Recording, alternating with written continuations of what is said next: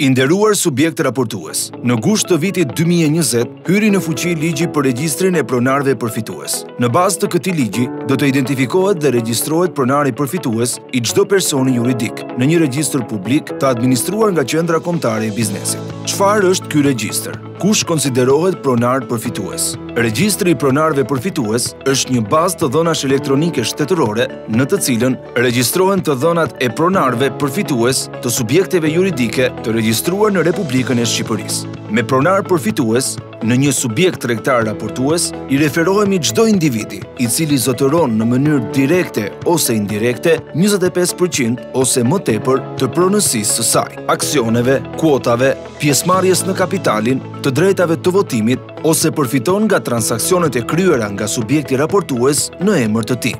Ndërkohë, në rastin kur subjekti raportues zotërohet nga një trust si pronar përfitues, do të identifikohet krijuesi, kujdestari, i mirëbesuari, mbrojtësi nëse ka dhe përfituesi, ose çdo individ tjetër që ushtron kontrollin e fundit mbi trustin me anë të pronësisë direkte ose indirekte, ose me mjete të tjera.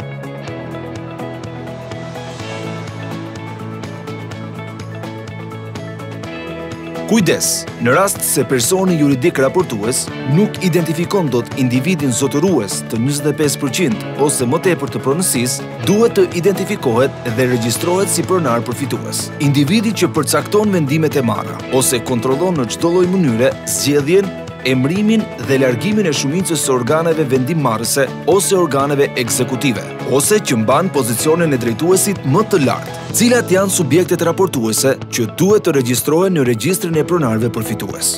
Detyrimin për regjistrim e mbartin personat juridik tregtar dhe organizatat jo fitimprurëse të regjistruara në Republikën e Shqipërisë, si përpara krijimit të regjistrit dhe ato që krijohen në vazhdimsi. Subjekt raportues, të gjitha format ligjore të shoqërive tregtare, si dhe zyrat e përfaqësimit dhe degët e shoqërive të huaja, shoqëritë e kursim kreditit dhe unionet e tyre, shoqëritë e bashkëpunimit të ndërsjellë, shoqëritë e bashkëpunimit bujqësor, organizatat jo fitimprurëse. Aplikimi kryhet online nëpërmjet e-Albania nga personi i autorizuar për të përfaqësuar subjektin raportues, duke bashkëlidhur dokumentacionin e nevojshëm shoqërues që vërteton se individi i regjistruar është pronari përfitues i subjektit tuaj. Për të kryer aplikimin, personi autorizuar për të përfaqësuar subjektin raportues duhet të jetë paraprakisht i pajisur me nënshkrim elektronik nga Agjencia Kombëtare e Shërbimit të Informacionit. Aplikimi dërgohet për shqyrtim në Qendrën Kombëtare të Biznesit, e cila merr vendimin mbi miratimin ose refuzimin e tij. Kujdes, për subjektet raportuese ekzistuese, aplikimi për regjistrim fillestar duhet bërë brenda datës 30/6/2021.